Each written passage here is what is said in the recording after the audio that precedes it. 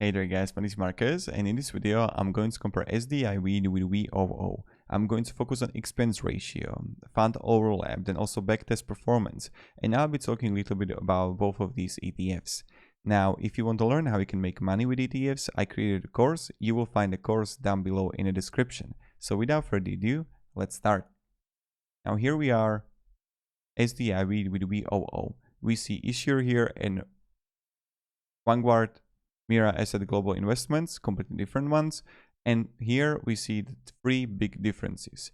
Expense ratio 0.03 comparing to 0.59. Assets under management, again 277 billion comparing to nearly 1 billion. Then 1.80 billion comparing to 6 million. Average daily volume. In every single regard, VOO is winning and dominating SDIV.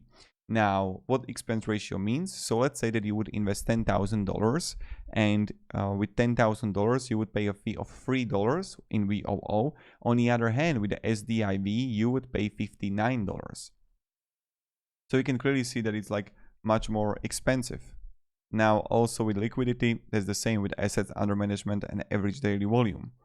Now, when we go further and when we analyze, and I will be showing you soon performance, we can look on the sectors here. So we see financials, they have a lot of real estate stocks there, energy, basic materials. On the other hand, with VOO, VOO is primarily focusing with the underlying index of SP 500, a lot of technology stocks, and not a lot of stocks focusing on dividends, but a lot of stocks focused on growth.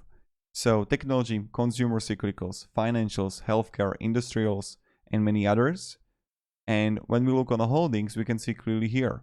So many SDIV got a lot of international companies, and I will show you straight away right here. You see China, Hong Kong, 11%, Hong Kong, China, 15%, Russia, 6%, Britain, 5.7%, United States, 30%. So a lot of companies all around the world. So that's a big difference. And sector breakdown, a lot of real estate sector. Now, on the other hand, with VOO, we see Microsoft Corporation, Apple, Amazon, Tesla, Google companies, Alphabet, Nvidia corporations, right? And now when we look here on the backtest performance and fund overlap, let me show you. VOO, SDIV, VOO, fund overlap. We can see they're overlapping by 0% in weight. Really is like not much. 4.1% is like 0 point something. Is 0.3% overlapping. So not much at all. 4.1% of SDIV 99 holdings are also in VOO. 0.8 VOO 515 holdings are also in SDIV.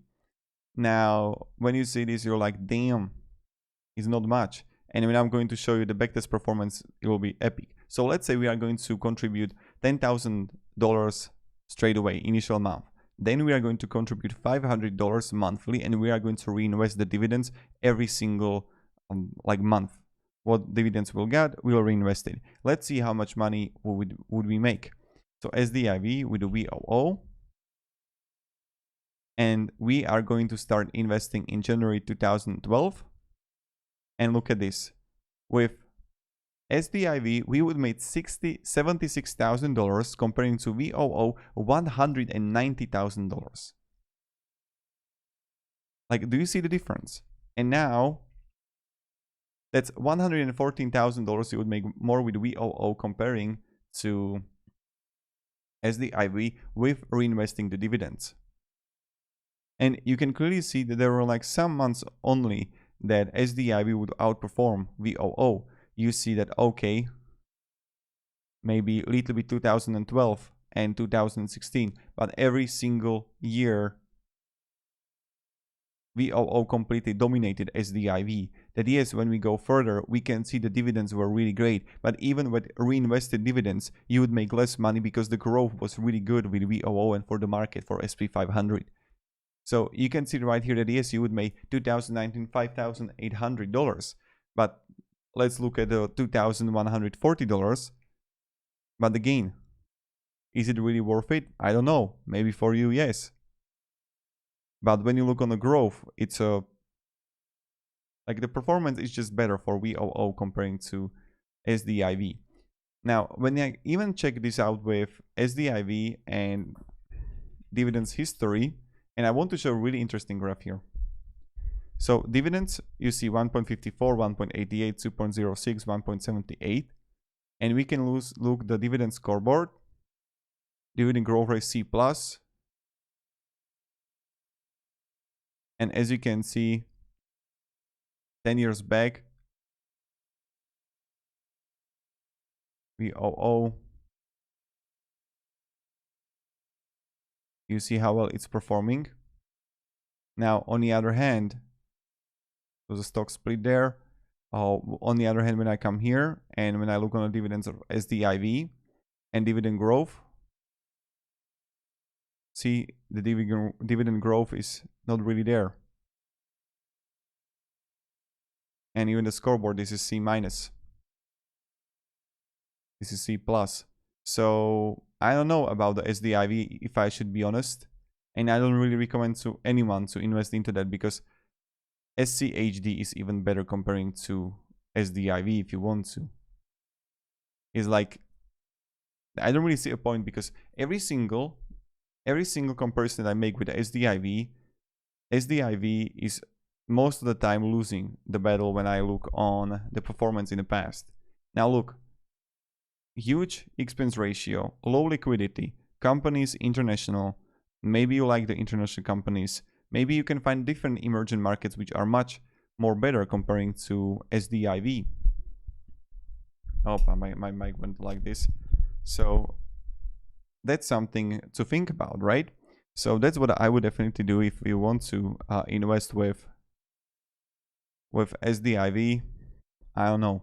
So when you look at this, SDIV, higher expense ratio, less assets under management, less average daily volume, performance much worse, international companies, but we don't know, maybe what the technology stocks are going to fall down next year. I don't know when you're watching this video, maybe 2022 is not going to be that great for technology stocks and international markets will like explode. I don't know. I'm just looking for the past and how well it was performing in the past. And the numbers are straightforward. So yeah, just focus on how we can make more money, then reinvest it and just keep pumping into the market. And that's pretty much it. So thank you very much guys for watching. I hope you are going to have a great day. I hope you enjoyed this video. If you enjoyed it, you can write it down below in the comments. And also check my course on how we can make money with ETFs. I'm talking there about triple average ETFs, the strategies that we can do to make more money, when to change the portfolio. And yeah, thank you very much guys for watching and have a great day and goodbye. See ya.